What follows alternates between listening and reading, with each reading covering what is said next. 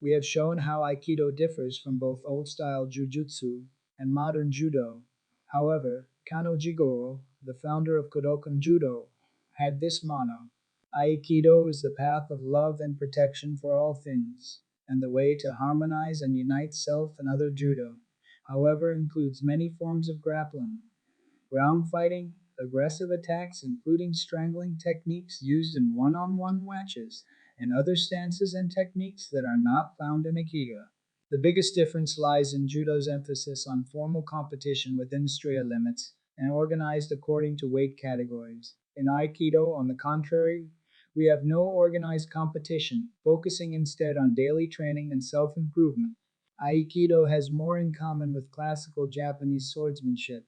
The stances and body movements in Aikido parallel those of the sword, leaving behind the issues of modern competitive Budo. Let us consider the relationship between Aikido and classical swordsmanship. Instead of a real sword in Aikido, we employ a hand sword that functions in the same manner and according to the same principles as a sword, with the added element of a steady flow of ki projected through the fingers to ensure that the hand sword is not just a stiff appendage to the body. This technique will be fully illustrated in the following section, but in essence, it is based on the culling up and cutting down motion of a sword, not just in four directions, but in 8, 16, and even more. Aikido employs entering circular movements and the hand sword to project one's power freely in any direction, utilizing entering and body movement to break the opponent's posture, keeping yourself centered to lead your partner, and then at the right moment cutting down with the right, left, or both hand swords, depending on the situation. In short, Aikido's Shiho Nage is based on the cutting of the hand sword, and even though both practitioners may be unarmed, the sense of sword against sword is always present. When one's breath power overflows with keks, the technique works well. But if the attempt is only half hearted or incomplete, the technique will not be effective.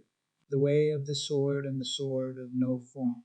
As we have seen, even though Aikido is essentially an unarmed martial, a sword of no form is always innately present when the techniques are performed, from initial stance and combative distance to final resolution. The long flowing hakama adds an elegance that a plain judo uniform lacks and renders one's movements more graceful and free flowing, echoing the renowned movements of the sword masters of old, simple fashion of the classical martial artists. This is an external symbol of the spiritual aspirations of Aikido practitioners. In such cases, even though some of the techniques are derived from jujutsu, most of them follow sword movements. When partners are both armed with a sword or staff, we do not refer to those instruments as weapons. In Aikido, we consider a sword or staff as an extension of the body. In Aikido, a hand sword is the sword of no form. An actual sword is an extension of the body. The classical Budo culture of Japan has influenced Aikido in many different ways and on many different levels, but the primary objective of Aikido is to create a martial way based on harmony and love.